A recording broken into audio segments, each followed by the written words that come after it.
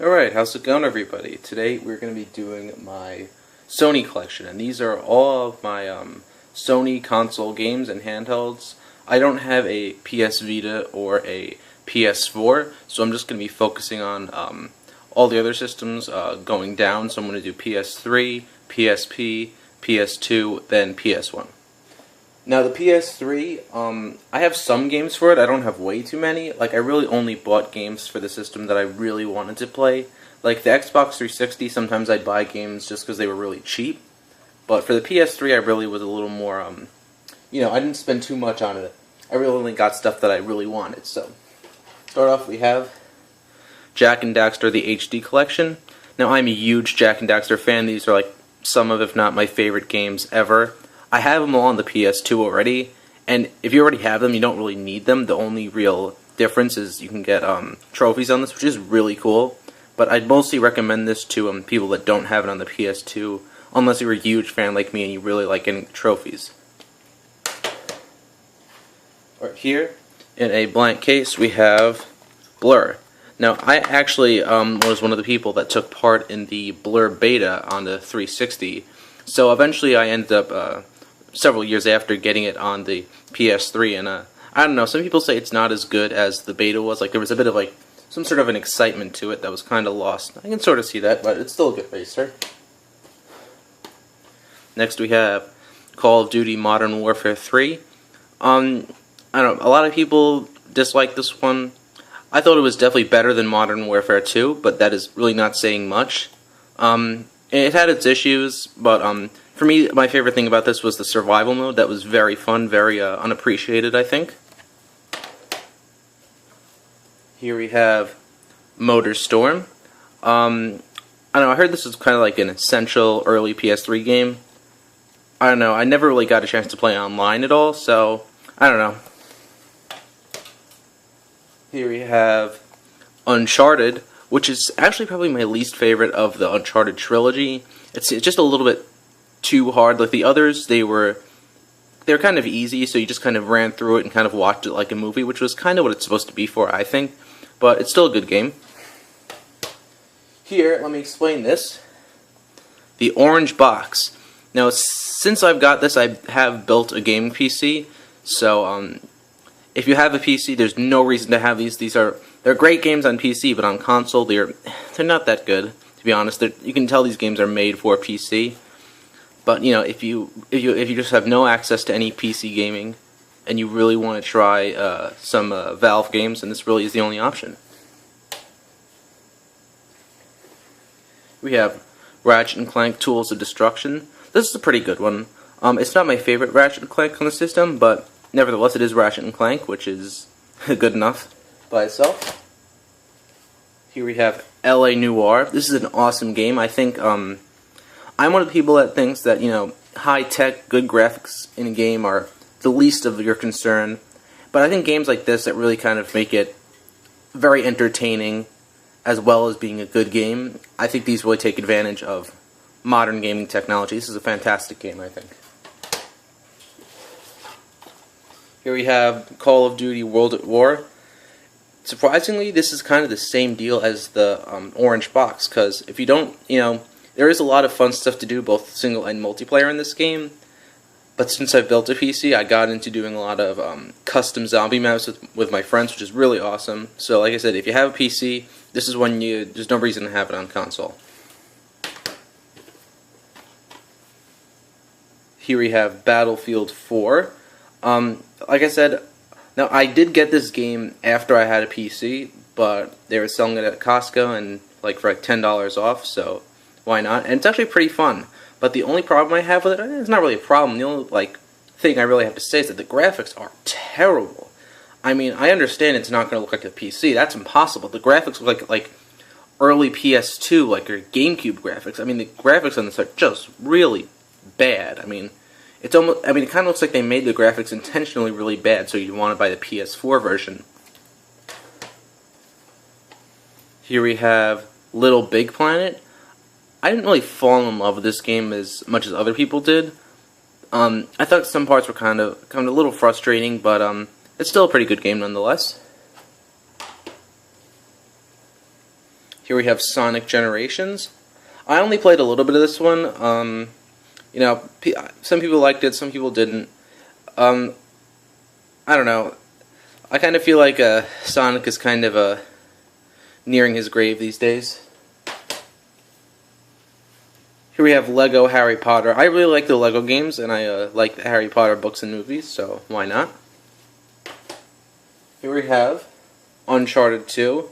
25 perfect reviews, 10 out of 10, 5 out of 5. Definitely deserving of all that. This is an incredibly awesome game. This is probably my favorite Uncharted for the single reason that I like the multiplayer the best. I think this and 3, like, single player wise, you know, it's either or, whichever one you prefer. I think they both had stupendous single players, but I just slightly like the multiplayer better than this. Here we have the Ratchet and Clank collection, similar to the Jak and Daxter collection. These games I didn't have on the PS2. I don't have any Ratchet and Clank games on the PS2, so this was definitely a necessity for me. Here we have Ratchet and Clank: A Crack in Time, which is a fantastic game. It kind of adds some elements from Super Mario Galaxy, except makes it better, because I don't really like Super Mario Galaxy, but it has kind of these, like in between levels, you go to these mini planets, and they're just like these awesome platforming stages. So, really awesome game. This is probably my favorite PS3 Ratchet and Clank. Here we have Never Dead, which is a game I actually won in an arcade. It's pretty good. I remember it didn't really get very good ratings, but like I said, if you win it in an arcade, why not, you know? Next we have Uncharted 3. Like I said, fantastic game. If you have a PS3 and you don't have this game, you're doing something wrong. Just absolutely fantastic. I would recommend playing at least Uncharted 2 first. If you don't mind some frustrating levels, I'd say go back to Uncharted 1. But if you've played 2 or 1, you gotta play this. And finally we have Killzone 3. I never really played this as much as I should have. It's kind of like, I guess it's kind of like the Halo of PlayStation in a way. But from what I played, I liked it.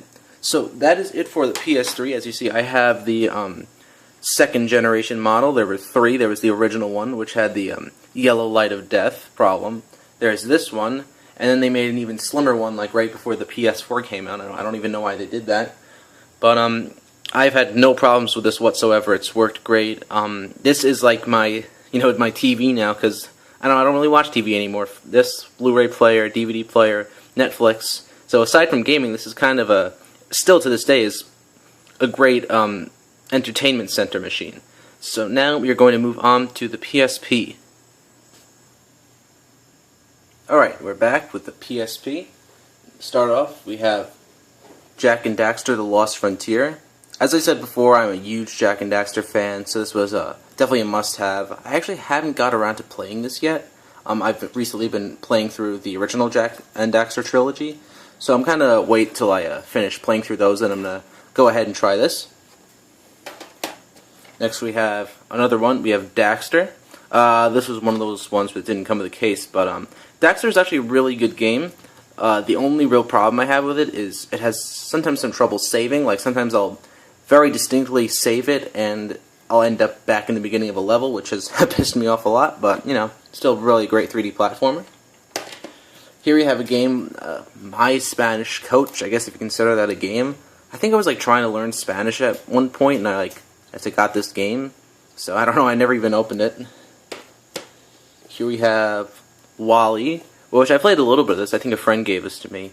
It's pretty much just like a movie 3D platformer. It's not bad.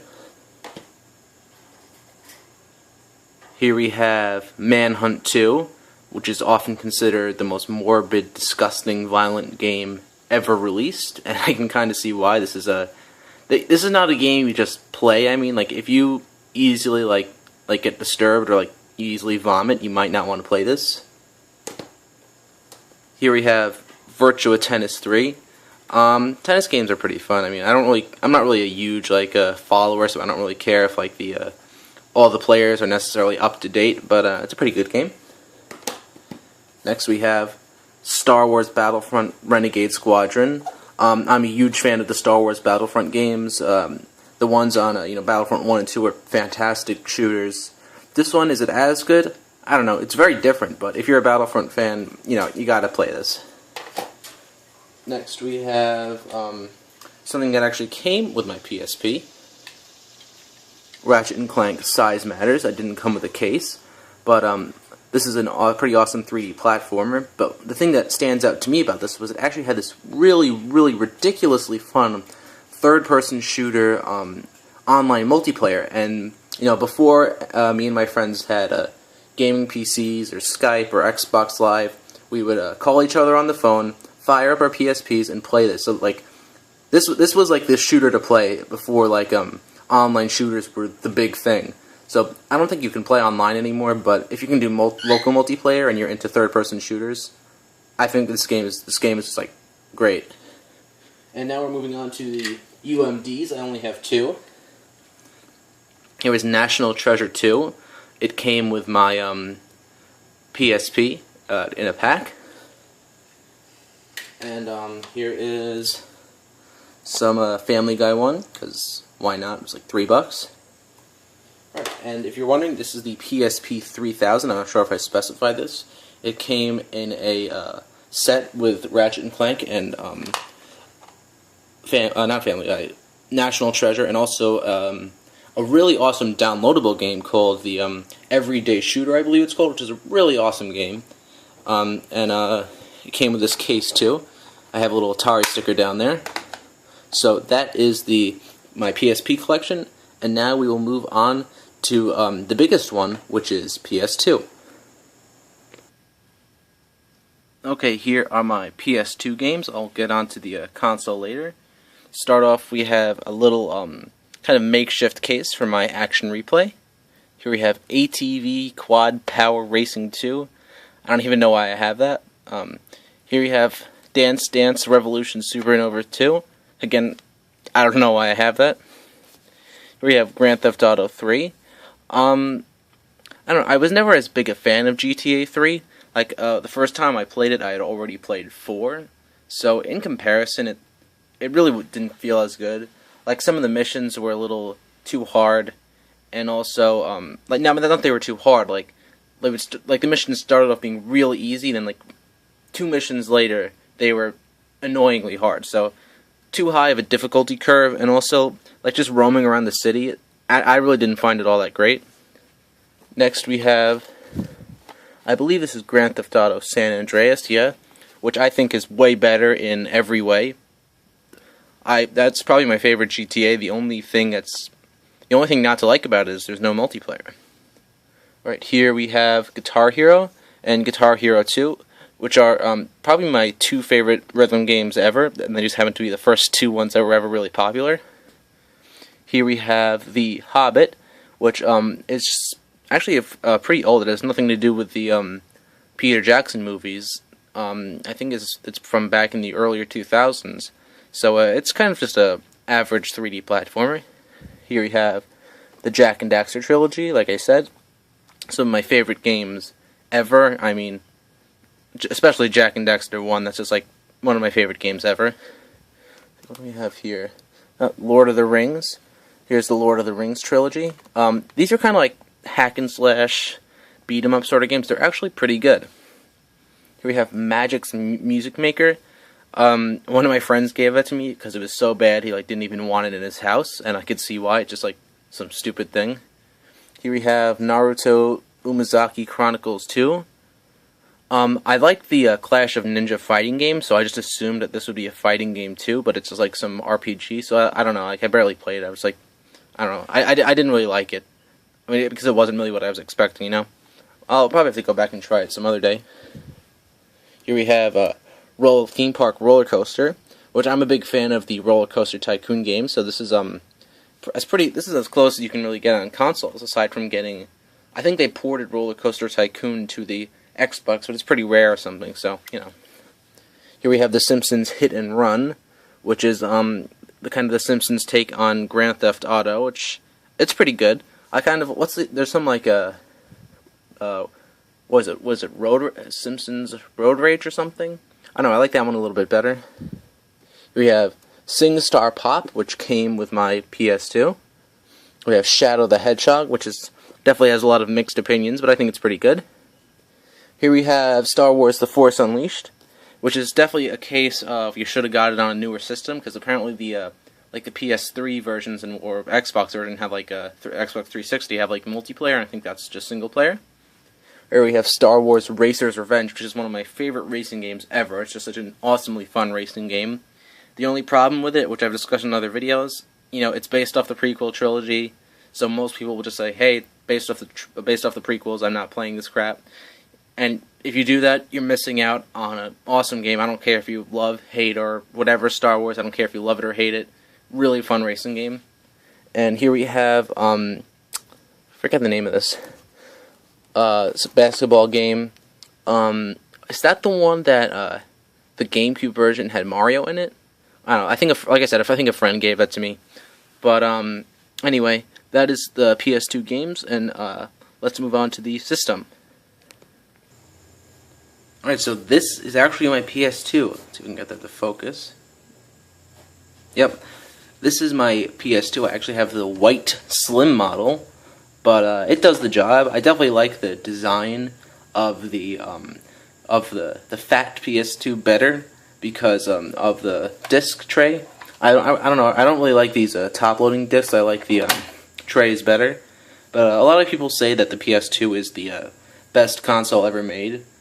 I don't know if I'd go that far, but I can definitely understand why people say that. It's definitely a great console. And now we will move on to the final system, the PS1.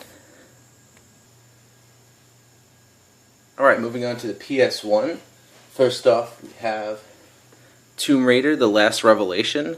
I've only played this a little bit. I don't know, is it just me, or are the controls terrible on this game? Here we have the original Crash Bandicoot. I don't really like this one as much as the other Crash games on the system, but it's pretty good nonetheless.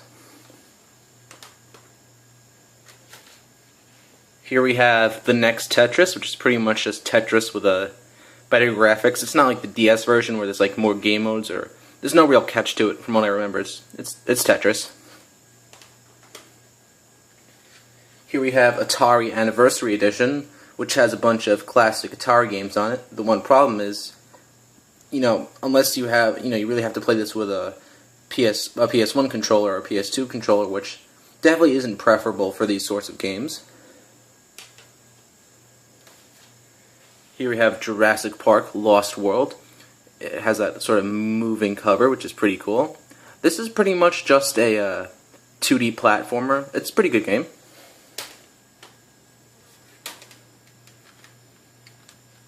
Here we have Spyro the Dragon, which is probably the most, technically impressive game I have on the PS1. I think most PS1 games are very clearly graphically inferior to Nintendo 64 games, and I think this one graphically was pretty on par with N64. Here we have SpongeBob, what's the name of this? Super Sponge? This is another one. SpongeBob actually in the 6th generation, the PS2 era, there was lots of great SpongeBob 3D platformers, like Revenge of the Flying Dutchman, which is one of my favorite platformers ever. This is a 2D platformer, so it's not as good as those, but it's still pretty good. Here we have Harry Potter and the Sorcerer's Stone, which this is a game that it's a bad game. Like, it's a pretty bad game, but I remember it like fondly playing it as a child. So it's weird. Like, I enjoy playing it. Like, I have fun playing it, even though I know that it's a really shitty game. So unless you like have like a nostalgic memories about like watching Harry Potter when it like, first came out in like 2000 or whatever, like unless you're like that, like me, like you really watched Harry Potter back then, I really wouldn't recommend that one. Here we have Crash 2, which I liked much more than Crash 1. I think this felt much more complete in a way, much more polished. Very fun game. Here we have a game that people usually like. I don't know, I can't like it. Ape Escape. Like, it seems like a really awesome game in concept, but the controls are so freaking weird. Like, I'd have to like sit around and play this game for like 10 hours before I'd even get used to the controls. They're just so odd. I mean, Yeah, I understand it's PS1. It's not like, it's the beginning of the 3D era, but I mean, the controls on this were really, it's like, they're so, like, odd that I can't even enjoy the game, which is unfortunate. We have Tony Hawk's Pro Skater 2. It doesn't have a case, but Tony Hawk games are all ridiculously cheap and they're all ridiculously fun, so why not? Here we have Twisted Metal. I've only played this one a little bit. I haven't got a chance to do multiplayer on this yet, so I feel like I'm kind of like missing out on the whole point of it. And finally we have Spider-Man, which is actually a really cool sort of, I guess you could kind of call it a 3D platformer. But the Spider-Man PS1 games are definitely really fun, even if you're not into Spider-Man or anything like that. These are definitely a really fun game. So that is my PS1 collection. So that is, I guess that's all of my PlayStation games. I have a bunch of controllers, some memory cards, like some like a few accessories, nothing really that interesting. So that's pretty much the whole interesting part. So thanks everyone for watching. Hope you enjoyed, and I have other collections. I have my top 10 favorite Sony games. So if you like this video, there's probably a bunch I have that you might find interesting. So thank you for watching.